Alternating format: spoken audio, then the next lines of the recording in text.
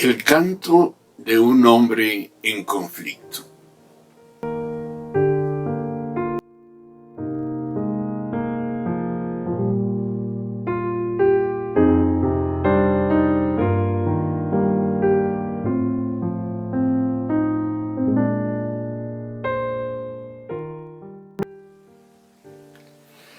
Ten compasión de mí, Dios, conforme a tu gran amor.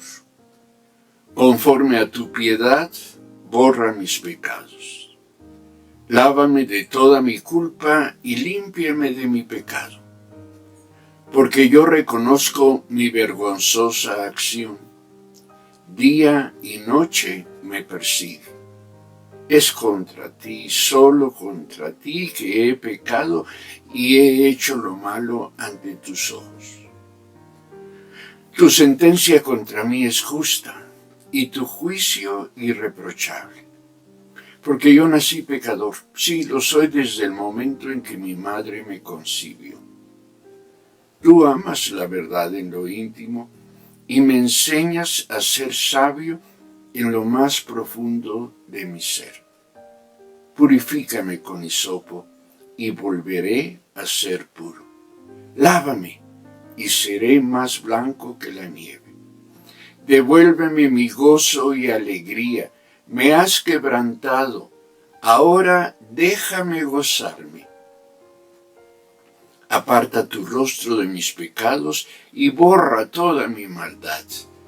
Crea en mí un corazón limpio, Dios, y renueva la rectitud de mi espíritu. No me arrojes de tu presencia.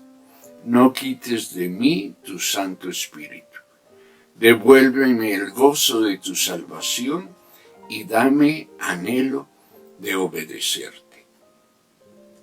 Salmo 51, versos 1 al 12, en la Nueva Biblia Viva.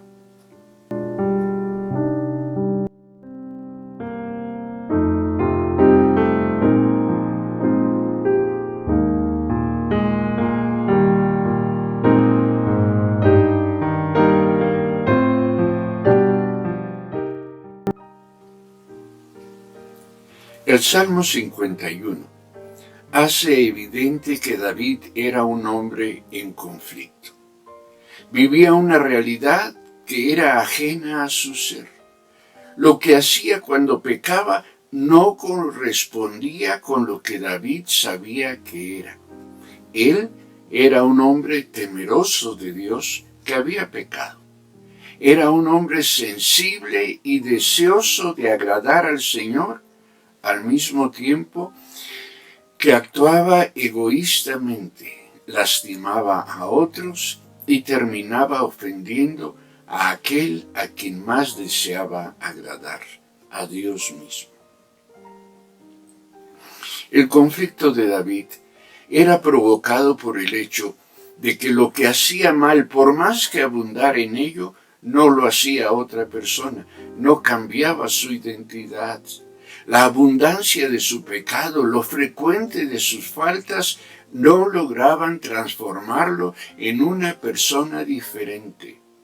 No lograban quitar su temor de Dios, ni acallaban el llamado de su corazón para que buscara el rostro del Señor. Muchos de nosotros podemos comprender el conflicto de David. Amamos a Dios sin lugar a duda, pero igual lo ofendemos. Nuestras muchas faltas no logran destruir nuestro amor por lo bueno y nuestro deseo de vivir dignamente para el Señor. Así, nuestro pecado termina afectando lo más preciado para nosotros. Nos aleja de Dios, nos aleja de los que amamos, hace que perdamos el equilibrio propio y, en consecuencia, que nos amemos y nos respetemos menos a nosotros mismos. Bueno, gracias a David y su conflicto, podemos descubrir no solo que la nuestra no es una lucha única, sino también podemos descubrir cómo es que podemos enfrentar y superar tan desgastante conflicto.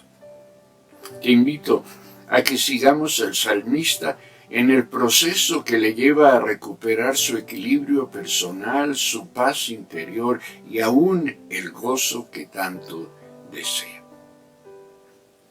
Primero, David comprende, bajo el agobio de su culpa, que necesita de la misericordia de Dios. La práctica de lo malo es fruto del engaño de la autosuficiencia. Si lo hacemos es porque podemos. Y si podemos, entonces lo hacemos. Pero, dado que la práctica del pecado no acalla la voz de nuestra conciencia, ese llamado de Dios a ser como Él es, se llega irremediablemente al momento del conflicto. En este, no solo enfrentamos el horror de nuestros desaciertos, también tomamos conciencia de que somos incapaces para deshacer el mal que hemos provocado. Para ello, para poder deshacer, paliar lo que hemos hecho mal, necesitamos de alguien más, necesitamos de Dios. El problema es que, como lo hemos ofendido, no podemos buscarlo confiadamente, no nos sentimos en confianza para buscarlo. Para acercarnos a Él, hermanas y hermanos, necesitamos de su misericordia. Es decir, necesitamos que Él se incline favorablemente a nosotros y que haga con y por nosotros lo que definitivamente no está en nuestra mano hacer para remediar los errores, los pecados cometidos. Además, David descubre que la única razón a la que puede apelar para que Dios actúe en su poder es precisamente el amor, la compasión divinos. Al descubrir tal hecho, David se vuelve humilde, acepta sus limitaciones y se abre de capa para que entonces Dios pueda hacer en él lo que corresponde ser hecho. Y lo que corresponde es que Dios purifique, limpie el corazón de David, que es la fuente de los pensamientos y el origen del pecado de este hombre. Todo empieza en nuestra mente, en la manera en la que pensamos acerca de nosotros y de los demás, incluyendo a Dios. Lo que hacemos solo es prolongación de lo que pensamos. Es ahí, en nuestra manera de pensar, donde está el pecado, donde está la contradicción interna causante de nuestros conflictos espirituales. Fíjate que David no le pide a Dios que arregle lo que él hizo. Lo que le pide David a Dios es que le dé un corazón limpio y que renueve un espíritu fiel, una manera de pensar fiel dentro de él. Nosotros, como David, debemos estar al pendiente de lo que pensamos. La facultad de pensar incluye la capacidad de elegir lo que pensamos, de definir los patrones de pensamiento que darán lugar a nuestras acciones. De ahí el deseo de David, la necesidad profunda de que Dios purifique y renueve su espíritu, es decir, su mente, su manera de pensar. Porque David descubre que la manera en que piensa no le funciona, no le conviene, ya que en lugar de traer vida y gozo, solo genera muerte y tristeza. Para los otros sí, pero también para él mismo. Y es que en el pecado no hay razón ni oportunidad para el gozo. En el pecado no hay alegría del alma. La mayoría de los pecados de David, como la de los nuestros, se explican en función de nuestra necesidad del gozo. Es decir, de la necesidad que tenemos de alegrar nuestro ánimo.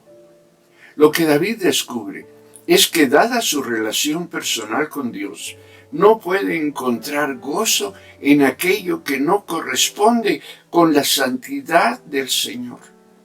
David descubre, como con frecuencia lo hacemos nosotros, que el pecado no trae gozo permanente, sino que por el contrario, el pecado nos despoja del gozo, nos despoja de la alegría en Dios. Y aquí podemos preguntarnos sobre cuál es la importancia del gozo. Bueno, me parece que David se anticipa a los teólogos paulinos en la comprensión de que el gozo es meramente fruto del Espíritu y por lo tanto es evidencia de la comunión existente entre Dios y el creyente. De ahí entonces la importancia de la súplica que hace David. Le pide a Dios: restaura en mí la alegría de tu salvación y haz que esté dispuesto a obedecerte. Verso 12 del Salmo 51. Llega el momento en que David se da cuenta de que en su desobediencia ha ofendido a Dios.